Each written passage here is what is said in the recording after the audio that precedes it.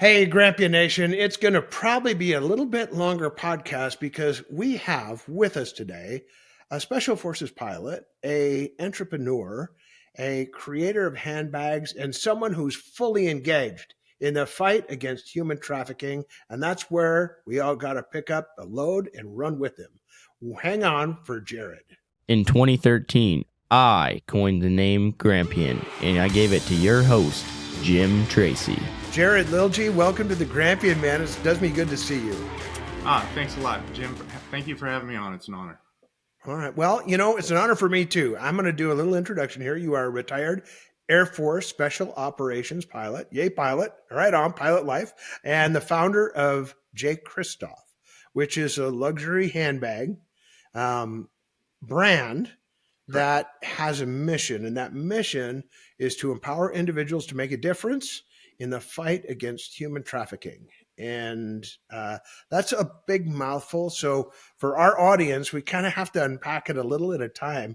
We have, fortunately, because I'm a pilot and you're a pilot, we have a lot of pilots listening to this thing.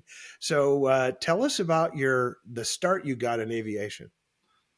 Well, back in 1991, I started out as a mechanic on the C-5 Galaxy in the United States Air Force. I enlisted and started turning wrenches right away.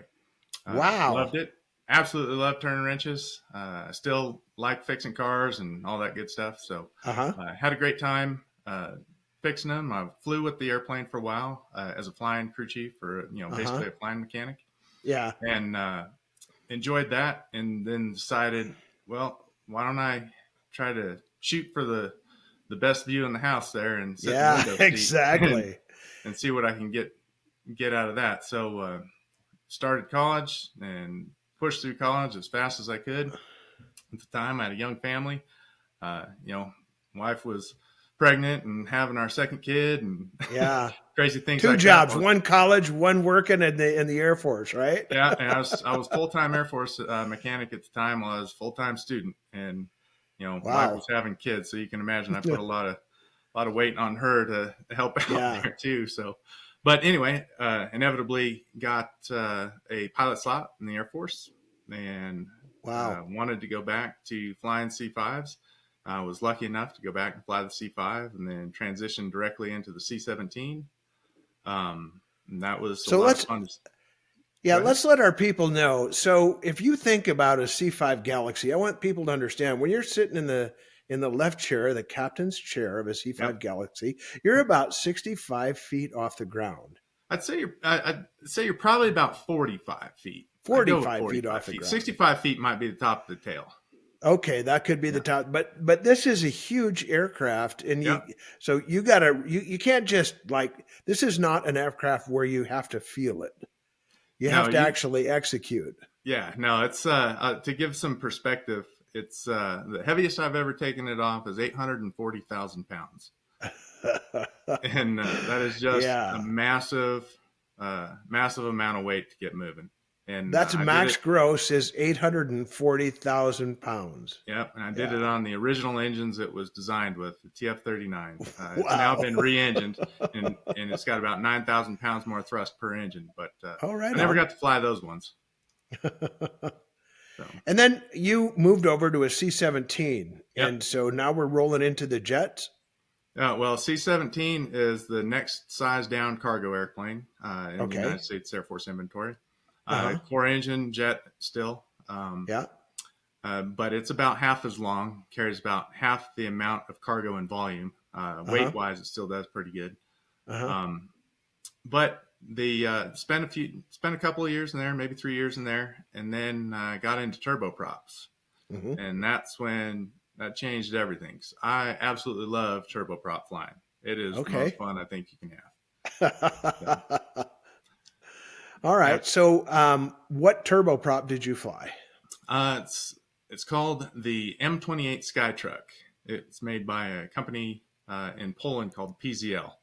They are ultimately owned by Sikorsky, but PZL, a Polish aircraft manufacturer, built this Skytruck. It's unpressurized, Russian designed, originally based on the Antonov 28 or the AN 28. but it's got PT6s for engines and an AHRS package in it, and more modern up. It doesn't have a glass cockpit by any stretch of the imagination, Yeah. but more modern avionics than just Right steam on. gauges.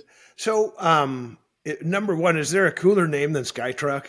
No, and I don't think so. I mean, it does everything that you would want your 4x4 truck to do. So There you go. Okay, it was a great experience. and so when you talk about the size comparison for the people who aren't aviation savvy, we'll say, Mm-hmm. how large is the Skytruck? We could fit, if we had our passenger seats in, we could fit 18 people inside it.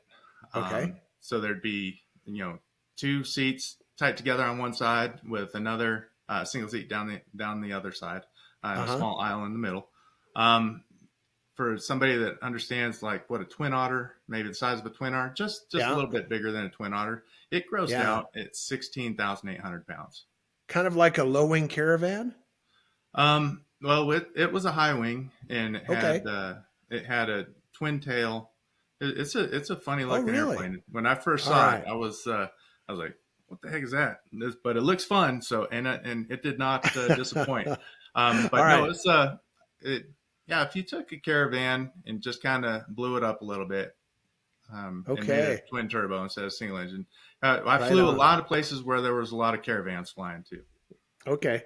All right. Yeah. So we will have Henry, our producer. He's gonna put up a picture of a Skytruck just so people can.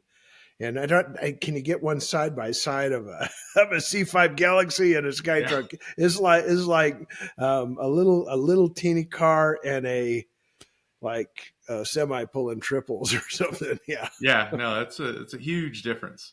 All right. Okay. So your role was as a special forces pilot. I presume that kind of happened with the Skytruck. Is that accurate? Yeah, that's when I got into special operations for the United States Air Force, and I got pulled into a squadron. It was called the Non-Standard Aviation Unit, and we basically purchased commercial off-the-shelf airplanes, made some very slight modifications to them. We grabbed when we initially started that squadron, we grabbed Q200s, M28s, and PC12s. We later broke off the Q200s to their own squadron. So by the time we were really full up and going, it was squadron M28s and PC12s. Okay. And it was just great. We had November tail numbers painted, civilian colors, and it was just fast implementation of specialized airlift. And we also airdropped out of the Skytruck too, so that was all right. So your mission profile, without telling anything, obviously classified or anything, but your mission profile sometimes looked like this. What would that be?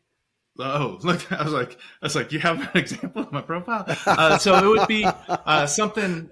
Let's say our primary job was to support Navy Special Warfare and Navy SEAL teams. And Army Special Forces or the Green Beret teams. So it would be, imagine, if you will, a Navy SEAL team somewhere at an austere location that needs resupply. And you're operating in a country that maybe we don't need a huge American presence. So it's not that we did anything clandestine or against the country's will or anything like that. I don't want to make that. Don't want people to make that assumption. But if the leader of a country says, "Hey, we need your help," and it's not really good for our local population to see big gray airplanes with American flags all over the place. Then that's when my unit was called, and we would go in there and we'd just do our work very quietly. We'd go in and we'd go out and take care of what we need to take care of. But it was great. We were qualified to airdrop cargo. So if we just needed to resupply a team quickly, we could get in and resupply and get out. And we could land and do a lot of STOL work. So short landings and takeoffs. Takeoff and landing. Yeah. Yeah. And we would do stuff to streets, dirt roads, you name it. And we would, if you had a request, we would definitely try to get it there. But it's very interesting landing your first time on a street or a dirt road, and you got to do all the background work to get into it. It's not like you just go look at it and say, "Oh yeah, I'll give it a try." I mean, there's a Yeah. ton of planning to get into there. But it was the most fun I've ever had in aviation. Yeah. So, when you look at your career, the most fun part was probably flying something that doesn't go very high Yep. because non-pressurized. So your ceiling Yep. is what, 25,000, Oh no, something like that. we'd stay 10 to 12,000. Okay, all Yep. right. So no oxygen tanks on it. It's Yeah. Oxygen was for emergency use only. okay, emergency Yep. use only. Got it. Okay, sweet. So you're how long were you in? 25 years. So you also went from enlisted to officer in the Correct. Air Force. It's Correct. green to gold, or in the Army, it's green to gold, and the Mustang in the Navy. What do they call that in the Air Force?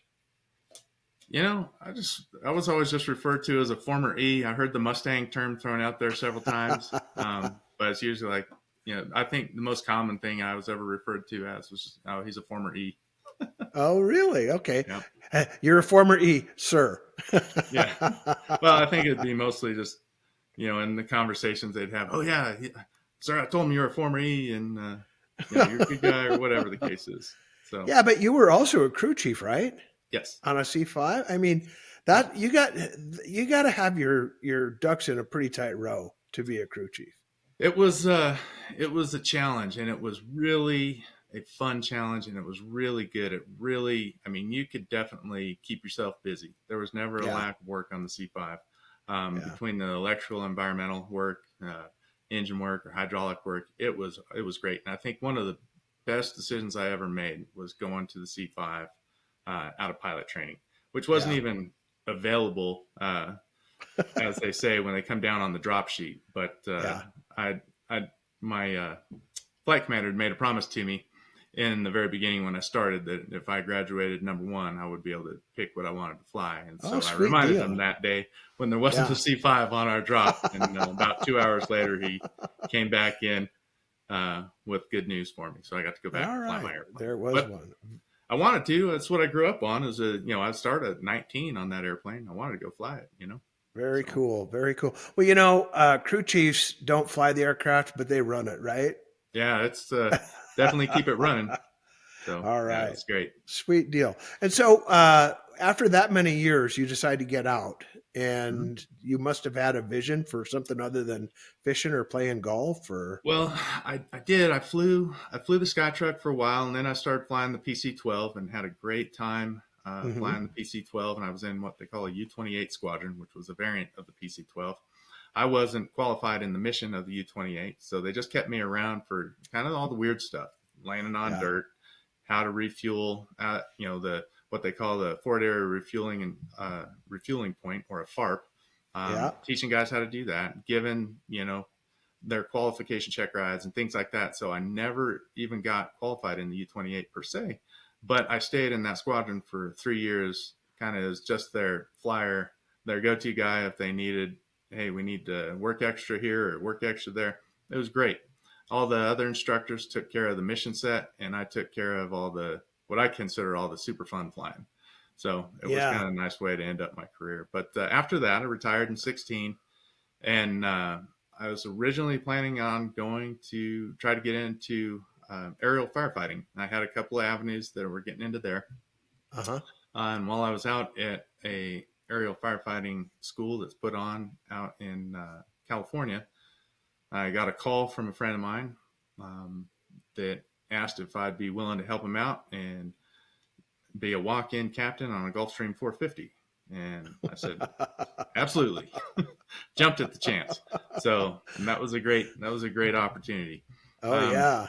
During that time, that's when I kind of got introduced to, what luxury truly is. Uh Here huh. I am, former enlisted guy, been in combat a lot with the different planes I've flown, deployed with the Army to Afghanistan for a year. You know, Hot meal was pretty nice for me, but then when I Yeah. start getting around, No kidding. And getting but around plus, when people you that, got out, you're like the Swiss Army knife of your entire unit. yeah, that's a good way to put it. Yeah, and the but I didn't really have a clear vision to do anything with anti-trafficking or anything with luxury or anything like that. But the same person that asked me to help him out with this Gulfstream also asked if I wouldn't mind flying, doing some anti-trafficking missions, and because he needed a pilot, not only to help fill this Gulfstream seat, but to help out with some of these anti-trafficking missions. And they wanted somebody that kind of had a background with a lot of different airplanes. And by that time, I had also started an aviation training school where I'd flown several different piston variants and flew tailwheel stuff. And so I had a good solid background in different airplanes. And he said, "Hey, I'd really like your help." And I jumped at that. That was like, that's an easy yes. I mean, you don't even have to pay me for that. That just sounds like a good mission and good thing to do. What I learned very quickly is nonprofits that are in the anti-trafficking space are completely underfunded. So everything waits on funding to include any mission that I was going to be a part of. So that's, imagine, if you will, I'm sitting here wanting to go do anti-trafficking work and waiting for funding to come in for the missions that I can be a part of. And in the meantime, I'm flying a Gulfstream 450 for a very wealthy family and getting exposed to the way wealthy people live life. And that's when I put the handbag and anti-trafficking mission together. As I saw my first time I ever saw a $25,000 handbag, I couldn't believe it. I thought, $2,000 was about the top that you could ever get. And then I was exposed to what real luxury is in the handbag business. And I thought, and I saw that $25,000 handbag, Jim, and I was like, gosh, I'm holding it in my hands, and I'm like, why don't I make something like this? Yeah. And then we use those profits to fund anti-trafficking measures, through several companies, whatever it looks like. So that's ultimately what the goal I've been working on the last, I guess it's been 6 years now since I had that idea. And it really isn't my idea, because what do I know about fashion? I think I'd 100% say it's divinely inspired, because I'm sitting there thinking, Lord, what are you asking me to do here? Women's handbags? Number one, really? Don't drop the handbag that's $25,000. Just don't drop it, right? Right.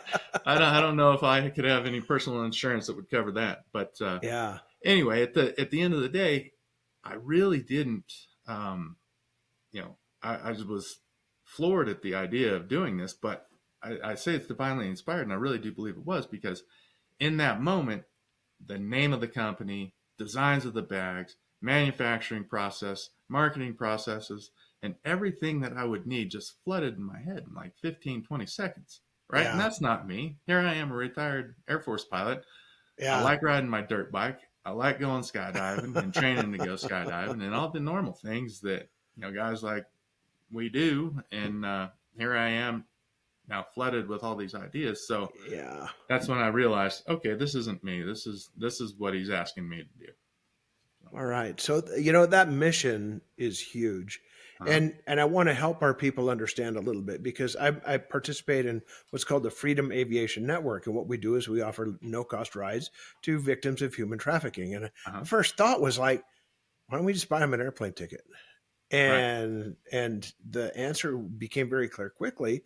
When a trafficker traps you in their little world, the first thing they take is your ID. You can't go in an airport and get a flight. And then if you do, they're probably looking for you. So there's some high risk flights and stuff like that. Well, a little Eclipse jet is perfect to pick them up and take them where they need to go and drop them off. And they tie it with law enforcement. Really cool stuff to make that happen. So tip of the cap to the Freedom Aviation Network. No-cost flights for victims of human trafficking. Done 300 flights, I think, last year. So that was awesome. Pretty cool. Yeah. Thank you to them. Yeah, thank you to them. Right on. So you get out of the military and you're flying a Gulfstream 450 is like that's a lot of zeros, bro. That's way more than a sky truck. Oh yeah. And I'll tell you what a beautiful airplane it was. Too. Oh my gosh. I'm sure it still is, but what a great airplane. All right. And a great group of people that I was flying with, and the family I was flying for enjoyed it. But it was a great experience, and it opened, like I said, it opened my eyes to all these things I never knew about. Yeah. So, you decide that you're going to go from there and open a handbag company. Just a Yep. logical step. Um, so you started a business. This is a family business. Well, as family as much as it is, my wife and I, Okay. I met her after I had already started. So a lot of people think, oh, was it your wife's and you're helping out? I'm like, no, I met her, and I was already well into it. Okay. So All right. she handles a ton of And social media stuff. So it is a family business in that sense. oh, awesome. Awesome. Right on. And then Jay Kristoff is Hmm. Jared Kristoff Lilje, right? Yep, That's your middle name. my middle name, correct. And that was one of those thoughts that just popped into your head, like I'm going to start a handbag company. Well, it's that's and again, it's a funny story, and it's funny how God works in my life because as a child, I remember playing in the backyard with my Tonka truck, and for some reason Jay Kristoff popped in my head as a little boy, and it made Uh-huh. me kind of chuckle like it was some highfalutin, like Ralph Lauren or whatever, right? Hell yeah. And it just made me laugh that I had that initial in name. Um, Uh-huh. but that day when I sat there and held that bag and this whole idea was given to me, that's, I could tell this is how God prepared me through my childhood and everything else. Now you know what Jay Kristoff is, Jared. It's a handbag company Yeah. or a women's luxury company, right? So, and Oh, that's what wow. ultimately that's what we'll end up being. We're not going to stay just in handbags. We're going to make great handbags, but we want to expand the brand. Yeah. So, So I just heard a great podcast between Sean Ryan and Tim Tebow.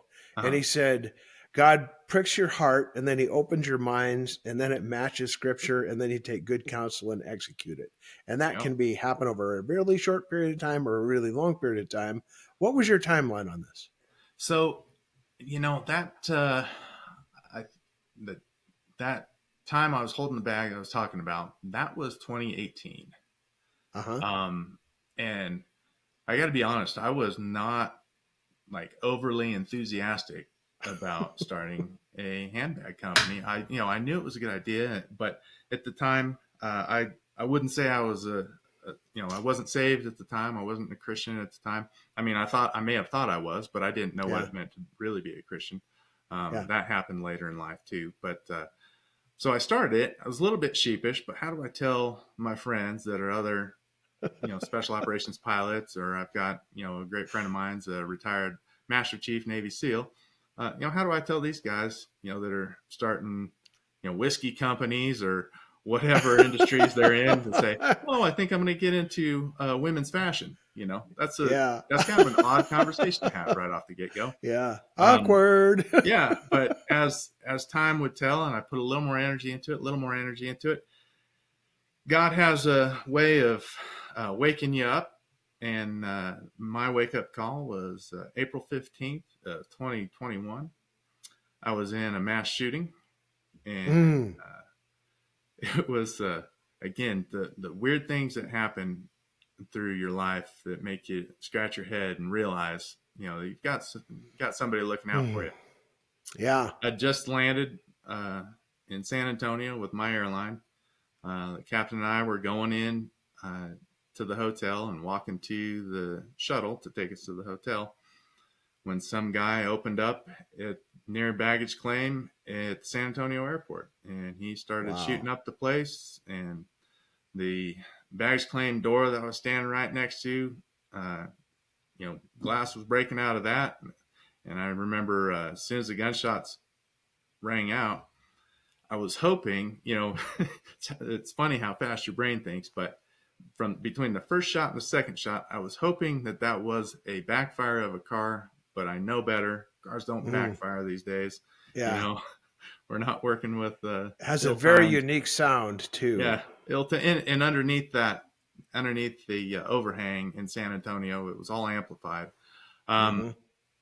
and unfortunately, it wasn't the first time I've ever been shot at. So yes, everything kind of sprung back in, and by the second time, the next shot that rang out, my feet started moving finally, and we got behind some cover behind a big pillar, And we held out there while all the shots kept ringing out. Our crew van got shot up, and you know, it's funny how, I don't know if you've gotten into hunting or doing any shooting sports, but Yeah. in times of high stress like that, or in other situations in your life, some people experience something called auditory exclusion, which I definitely did. I could hear Uh-huh. two things. I could hear my voice telling the captain, don't run, and I could hear gunshots. I couldn't Yeah. hear the other vehicles getting out of the way. I couldn't hear screams. I couldn't hear any of it. It was just me talking to the captain and gunshots. And Defaulted my training. yeah, my thought process was, as long as he's shooting, he's not moving around getting a better angle on us.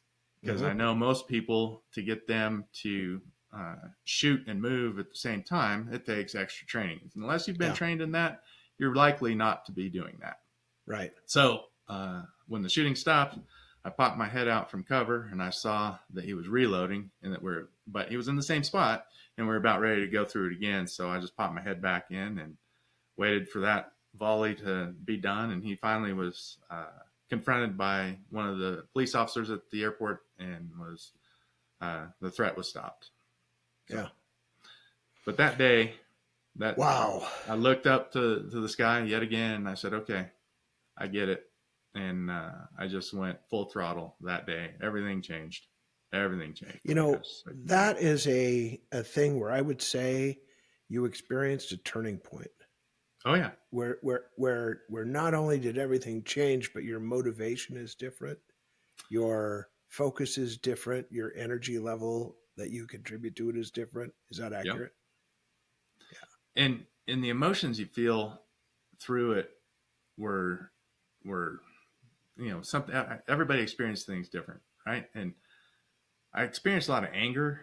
Uh, I was really angry at the situation. I never, and I know this sounds crazy, but I never felt like I was going to die, right? I never Mm-hmm. felt like I'm going to get hit. There was part of me that was still exposed just due to the angles, and there's some surveillance camera footage that's out there on the internet that you could see. And I kept thinking in my mind, as crazy as this sounds, is that it is going to hurt terribly if a bullet goes through my calf. Why my calf, Jim? I have no idea. I have no idea. But I got angry about it. And I'm like, Yeah. and I was angry that I was in an airline uniform, and I wasn't in the uniform that I wished Yeah. I would have been in a situation like that, right? Yeah. Um, and I completely can't do anything but take cover. And I was mad. I couldn't Yeah. respond or react to do anything except try to keep my captain from running. And that's exactly what I did. I just held on to the back of the shirt and told him in no uncertain terms that it is not a good idea to run. And Yeah. so we stayed put. And ultimately, we were safe, and everything turned out fine. Wow. But it's just weird how your brain works, and you have these strange thoughts. My calf. What a bizarre thought, right? Are you a runner? No. Okay. Well, that's a good reason to worry about your calf, but Yeah, I don't. And that's why I said it's so bizarre, right? The day I retired, I'm done running. I'm yeah. retired from the Air Force. I'm not a big fan of it. Anyway, Yeah. All so right. but yeah, it was just that anger, and I really felt anger at not even the shooter, but Mm-hmm. angry at the society that brought him up to where he thought that was a behavior that is tolerable. What Yeah. man in the world would go inflict something like that? And so then I started really digging into it. Who was his male role models in the world, Mm-hmm. and how badly they failed that man. Mm-hmm. Um, Yeah. and that was really where I went. That shortly thereafter, while we're getting a different shuttle to the hotel. Yeah. But it's strange how your brain thinks about all sorts of different angles. And it stays with you for a while too. Yeah, and it definitely motivated me to become obedient and do what the Lord has asked me to do, and fight All right. anti-trafficking instead of one mission at a time, through funding many different Yeah. companies through the sale of our handbags.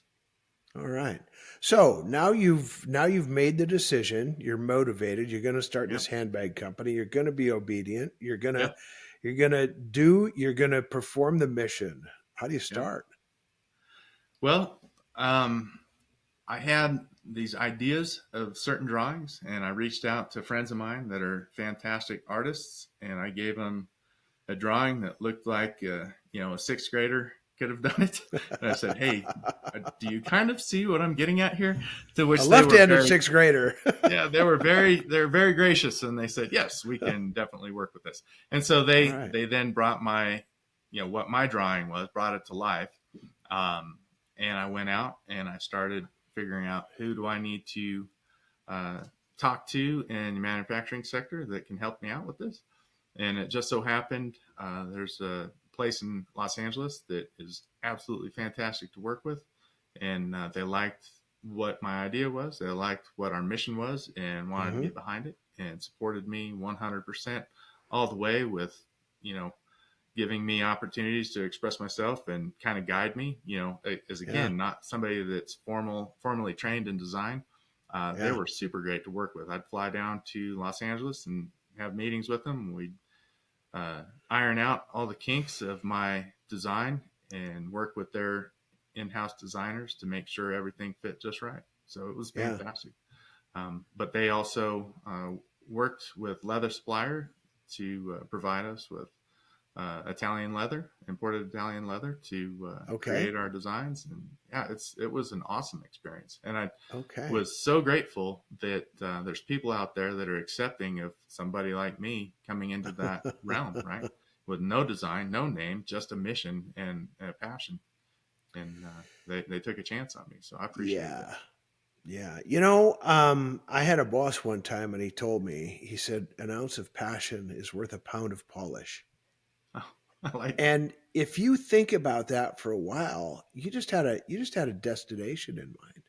Yeah. Like I'm going there. It's Yeah. just a matter of the route I'm going to take and how I'm going to get there and what mode of travel, whatever it is. But Yeah. that's where I'm going. Yeah. And that kind of entrepreneurial zeal is what builds icon companies. Well, that's what we're set out to do. I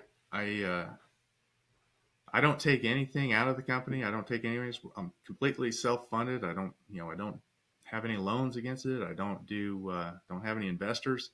Um, and Right sometimes on. that keeps me eating ramen noodles. But at the end of the day, I've done that before, and I can do it again. But Yeah. the goal always is to make sure that when people buy our brand, one of the biggest things is building trust. When Yeah. you have an expensive luxury brand, you Hmm. know, what's to make them want to buy a Jay Kristoff over a Chanel or a Gucci or, one of the other big brands out there?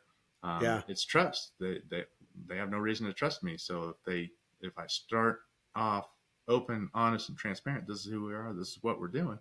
And I just, it'll be nice to create that group of followers or that customer base that's bold enough to come out and join this mission, because the mission Yeah. is absolutely vital. So you're looking for customers who are going to buy the why. Yeah, exactly right. By the way, Buy the why is everything, man. When I yeah, when I look at and I'm gonna take a little left hand turn here. Uh, we work in the telecommunication space, and mm-hmm. so for everybody out there, there is no cost training available at natehome natehome.com. And after that, it's just Tate, Tate, and it's telecom against trafficking and exploitation. We provide no cost training for telecom people or anybody who Mm-hmm. wants to go and find out how to recognize human trafficking, because you have to have education. So the signs of it are recognizing human Yep, trafficking and then how to notify. And that's simply calling the National Human Trafficking Hotline. And I'm going to give you that number before this, and we'll put it up on screen before this podcast is over, but we excellent. got a long ways to go with this. Um, I looked at your website and I'm like, why does this dude have a flower in his mouth? That's a And it's not a characteristic headshot, but is it a daffodil? It is a daffodil, and You that's a have a great. I'm daffodil in your so mouth, glad you went to the bro. website and you're asking. So, being in the anti-trafficking space, I'm sure you've seen those different advertisements that show a victim of trafficking with tape over their mouth, Hmm. representing that they don't have a voice or they can't Right. speak. Right. I understand exactly what people are trying to go with that. But as a luxury brand, I am not about to exploit anybody that may look like a victim. Yeah. And I want everybody, every victim, everybody that has ever been around trafficking to understand there are companies like Jay Kristoff coming. And instead of saying, hey, there's tape over this girl's mouth that displays this victim, I want everybody to see people out here making a difference. We put a daffodil in our mouth because it represents hope and rebirth and a new life and a new lease on their life. And we are coming. We're going to speak for you, right? We get it. So you might not feel like you have a voice, but we are working every single day to make sure that we give everything we can to ensure that they do have a voice, right? So, and you are the voice then, right? That's right. So isn't that what that represents? You that's are the exactly voice, what man. that Good represents. on you. Everybody that comes out and says and wants to be a part of this movement and wants to be a part and join the mission with Jay Kristoff, through the purchase of one of our bags. I'll just walk you through it real quick. You purchase one of our bags. You get to be, as the customer, you get to choose where your money goes. There's 13 different nonprofits that we've vetted that we will make the donation on from the profits of that bag that it goes to. Now, but I really also in the luxury space, right? I don't want people walking away from the Jay Kristoff website just feeling down in the dumps about how bad the problem is, because it's bad. And I could sit here and you and I could have a conversation just on that. And everybody at the end of this podcast be in tears and feeling sick to their stomach, right? If we just focus on that. I want to focus on, okay, we're a luxury brand. I want them to know they're getting the top quality handbags, second to none. And at the end of the day, they have just made a big difference, right? I want it to be an uplifting experience. I want to give people the control. I want to give people the power to do something, because I think that's part of the problem. I think you or I could probably sit with somebody and talk them into a one-time donation to whether it's, name your nonprofit out there that needs a donation. We could sit and talk to people and we get them to probably write a check. What I want them to do, though, is if you want to go write a check, but also start purchasing things that are in that movement that align with that mission to go make the difference, because it's going to take everybody. That's just the bottom line. For sure. And then, there's some more points that I think are really, I'm going to say, relevant to the discussion. And where are your handbags made? Made in Los Angeles. Oh, so you're made in America to boot? We are made in America. Now I had offers to make them outside the United States. Oh, I'm sure. And I could have selected that and gone with, a less expensive manufacturing process and all that. But it's important to me. I spent 25 years, and I didn't take my oath to the Constitution lightly, and I really do believe in the greatness that we can bring to the world as as the United States, and I want to showcase that. And what other luxury handbag is made right here in the United States as an American product? Even a lot of the American products that are American companies, they're made elsewhere, whether they're made in Italy or, in, I don't know, pick a country. But at the end of the day, I wanted American jobs for my American company doing great things to help everybody. And I know that sounds corny. Just me saying it sounds corny. But that's the truth, man. I'm not. No, man, these are the most vulnerable people. And now you've painted a picture that you're going to actually try and speak for them. And you're going to try and add some dignity to it by instead of putting a piece of tape over somebody's mouth, you're going to put a daffodil in your staff's mouth. And how many people are you employing now? It's just, we have 3 of us right now. All right. And it's busy. We stay very busy doing that. And the idea, it's not about even me being the voice. It's about that imagine you will, there's some social event with the high end of high end people, and everybody knows the women are wearing beautiful dresses or beautiful gowns and carrying, their Hermes bag or their Chanel bag, and everybody knows what those bags are. Imagine one of these women walking in with a Jay Kristoff bag, and everybody wondering, what is she carrying, right? So she gets asked the question, and has to answer. It's a Jay Kristoff, and their next question obviously is going to be, well, what is that, and why would you carry it?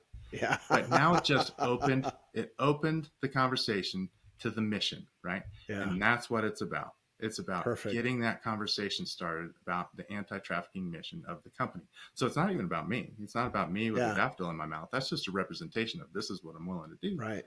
However, it's the woman that carries the bag into those events and gets to have that conversation starter and says, you know what, it's a great mission and I want to support this company. And this is why. You know, my money went to whatever nonprofit she got to select, you know? Sure. Sure. So, now, do you have some, I don't want you to name them, but do you have some notable people who are carrying Jay Kristoff handbags? Oh, as soon as I have them, I'll name them, but no, not yet. All right. Well, hopefully they're going to watch the Grampian. They will like and subscribe and come and buy some handbags. You know, I'd love it. And you know, I think really what it comes down to is somebody that's bold enough to make that move that says, I want to be a part of it, you know? Yeah. Yeah. So. And, you know, people genuinely want to make a difference. Sometimes they don't quite know how. What about the lady who's watching this or the man who's watching this who says, you know, I probably am not in the market for a luxury handbag, but I really want to help. What do they do? Well, so they might not be in the you know, market for a luxury handbag, but they might be in the market for a gift, right? You can gift it to somebody. If they're looking, you know, if you're a yacht broker and you want to give a gift to the lady of the yacht, you know, call us, talk to us, you know, hit us up on social media. We'll respond and we can make that happen. Sure. If you have a network of people that you just want to pass the word out to, I mean, that's as good as anything. I mean, getting the word out who we are, that's a hard thing, especially being self-funded. You know, if I had, you know, countless dollars, I could spend a ton in advertising, but again, you know, creating debt, you know, there's a fine line between creating too much debt and not enough revenue, and we'll figure that all out. But you know, get us in your networks around the people you know. Use this as a gift, you know. Right on. And for those people that, you know, may not have the means to buy Jay Kristoff, stay tuned. We're working on something else to release too. All right. So. Sweet deal. Sweet deal. So human trafficking, I want to just like illuminate a little bit the size, because I worked with some people at this Three Strands Global Foundation up in Sacramento, and they call it the crime that hides in plain sight. But there's 100,000 people in the U.S. who are new traffics every year. Yep. And the number's growing and not shrinking. What are some of the, and not all 13, but some of the really worthy nonprofits that you're helping to fund through Jay Kristoff? Well, if I can do a shameless plug, everybody can see them on jkristoff.com. And let me pull them non-standard spelling, so we will put it up on the screen and we'll put it in the show notes. Jay Kristoff, CHRISTOPH.com. Yep. And let's see. I got the whole list here, I think. Let's see. Charities we partner with. I'm just going right to this so I don't mess anything up. Okay. Dahlia's Hope is one. And they are out of And what does Dahlia's Hope do?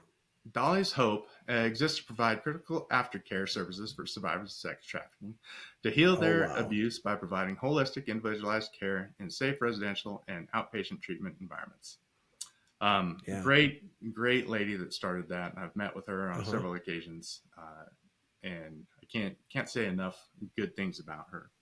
Right. And so how do you vet these nonprofits then? How do you go in and make sure they're not, you know, buying G450s? Right.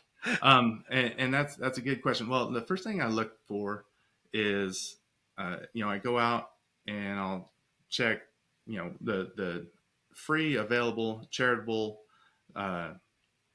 I don't even know what you call them, but they vet charitable sites, right? So I'll go in, I'll just type in anti-trafficking, and I'll start looking. I want to cover different regions of the United States to make sure that if somebody bought something in Texas, they could support their own local community. So Refuge for Women, if somebody is down in Texas, Gotcha. Dolly's Hopes in Salt Lake City, right? So it depends on where you go. And then I just do a background search. I hired a company to go out and gave them a list of different people that I looked up, and I Yeah. said, please tell me if there's anything that raises any eyebrows. A couple of Yeah. things I look for is they've got to have some operating expense, right? When Mm-hmm. somebody claims that everything goes to the kids or whatever, that's a red flag to me, because not Yeah. everything can go, right? You have Yeah. overhead, and Right. you have to have a reasonable amount. I try to hit the 70-30, 80-20, somewhere in there. Yeah. Um, and but I really let a third party take a look at that. I gave them, this is my gut take on these ones, and Mm-hmm. went forward and let a third party vet them, and they came back with thumbs up, and hey, maybe I ought to look at another direction this way or whatever. But Right on. So yeah, you're doing the screening for your clients and your customers as well. I mean, that's another additional service that you're literally providing to people who are investing in a luxury handbag. yes, I don't want people. I mean, it's all about brand trust. I want people to Yeah. understand that when they buy a Jay Kristoff, I mean what I say. We're going to do exactly what we say. All right. So every little town, every village, every suburb has a human trafficking problem, and they don't know it. That's kind of why we call it the crime that hides in plain sight. Do you focus exclusively on the U.S. or are you doing stuff overseas? No, Or we've got companies that support international, because I want, somebody in France wants to buy our bag. I want them to feel like they're supporting everything, So it's not just US, it's Merci. certainly companies that work internationally as well, for Yeah. sure. All Yeah. right. No, because this is a Okay. global problem, right? Yeah. So, as you move forward with this U.S. manufacturing, what kind of volume do you think you could sustain with this? I asked them and I threw out some numbers, and there is nothing that they can't supply for me, All right? right, We're very small right now, but as I grow, they are ready to scale. And Jay so, Kristoff, self-funded and scalable. I love it, yeah, man. no, and that's one of the things that the Lord put on me too is, how many times do we, uh, it's just as part of human nature, put some self-imposed limit on just on ourselves, right? We say, Right. oh, well, I'll never be that big. And so I don't really have that in my vocabulary. And when people say, Nice. oh, well, you're just small, and you're like, well, we're not going to, today I'm the smallest that I'll ever be. Right. Uh huh. And There you go. we're not going backwards. We're only going up. And, All right. you know, Jim, this is not my company. Like I said very clearly, it's the Lord's company. I'm here to execute his mission, and I've never seen him do anything small. Yeah. So, Never seen him do anything stupid. As we say here at Calvary Chapel Star, we went to put up a building, and I'm like, God owns the cattle on 1,000 hills, but he owns the hills to boot. right. All Yeah. right. So, where do you see yourself going? Show us a picture out 5 years from now. Well, I think once the fuse is lit on this rocket, I think it's going to take off. And once we get it, and people start to learn who we are and Uh why huh. we are and why it's important to join this mission and stand out and be bold. Uh, I think we're gonna scale quite nicely up the next 5 years, and we'll look to see what other product lines we can get into. I'm doing Uh some huh. research on skincare and maybe some makeup, which again Yeah. is completely strange for my background, but it's They what don't make thick enough makeup for me, man. that's right. It's what it. I want to provide good products that people can Yeah. feel good about buying, that are Sure. well made and that are good for them, not messing with I've been looking at a lot of the clean products that don't mess with your endocrine system. Hmm. I want women to embrace the company and say, he's doing a good job. He's doing it for us, and let's let it rip. All right. So, Sounds good. As we move forward, how do we get people in touch with you? I think the easiest way is to go to jaykristoff.com and scroll down to the bottom of the homepage, and you'll see all our social media links. We've got uh, a X link, we've got Instagram, we've got Facebook, and we've got Pinterest, and we post on those all the time. We check them, Okay. and Instagram is probably our most active. So if you want Okay. to talk to me directly, shoot me a note on Instagram and DM me there, and I will definitely reply back. But we're excited about where we're going and what we're doing. Okay. What do you do for marketing? I mean, other than social media, do you have a marketing campaign? Do you have anybody helping you with that? No, we've got our social media campaigns that we're doing, and through generous hosts like you invite me on to hit the podcast scene, uh, able to come out here and tell our story. We're looking at other options right now, but like I said, we've got to it's the bang for the buck, right? What do I got to spend the money on, and am I going to get the return on investment? Because I don't. At some point, we'll take a look and see if there's a room for an investor, if it's going to scale us in a manner Yeah. that allows the donations to happen the way I need them to happen or the way I want them to happen, the whole purpose of our company. Um, but for now, we're looking at these. We started with social media, and what I wanted to do, and you can tell me if I'm crazy in this, but I didn't want to hit a podcast or get on a podcast until we had some really really good traction in social media. Where we've Yeah. gone out. If I would have just started our Facebook and Instagram yesterday, and then I'm on your show today, um, there people go back and look at it, and there's not a whole lot of meat there, right? But now people can go back and they can look at all of our posts, they can look at our products, they can go through our Sure. website, they can reach out to me directly, and we've got private shopping experiences people can sign up for. We'll all sit down with them on a Zoom call, similar to what we're doing, and it'll just be a one-on-one shopping experience with the CEO.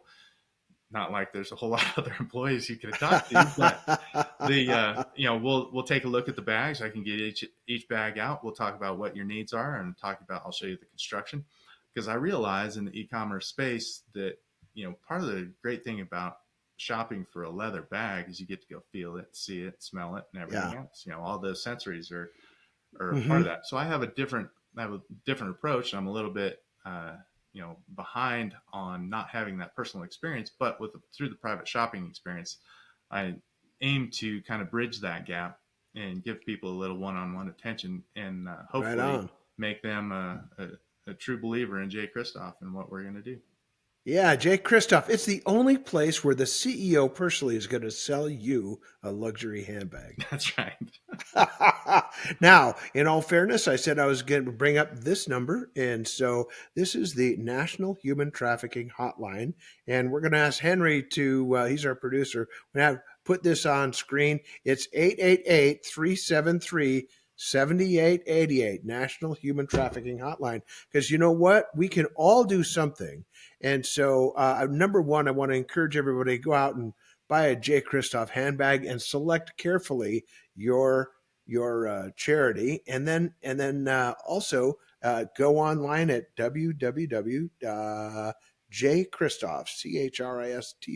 www.jkristoph.com. Thank you. Jared, man, I want to thank you for coming on. One of the final questions we always ask people is: you've lived a big life, pilot, special ops pilot, Sky Tractor, G450 pilot, crew chief, which is probably the biggest of them all. But who is one of the champions who's affected you in such a substantial way that you want to give them props here on the Grampian? Oh, that's easy. That's my dad. All My right. dad is he was a huge influence in my work ethic, a huge influence on just how to live your life as a good human being. And although I have not always lived up to the example he has set, he always set that great example. Um, and just, today he's one of my best friends. I try to Awesome. see him every day I'm home from flying, and we still work on projects together and do stuff. And it's just, yeah, I can't imagine a life without him. So, All right. Well, coming up on Father's Day, props to you, Dad. What's his name? Joe Lilje. Way to go, Joe Lilje. We're proud of you, bud. Yeah. So until next time, Grampian Nation, I want you to keep dreaming those Grampian-sized dreams. Go buy a Jay Kristoff handbag for Mother's Day, birthday, Christmas. I don't care. Start saving your pennies. This is a worthy cause with a great guy, Jared Lilje. Thanks for coming on. This is Thank Jim. you, Jim. Appreciate you. And we are out. Take care. When you get an opportunity, subscribe or follow wherever you get your podcast.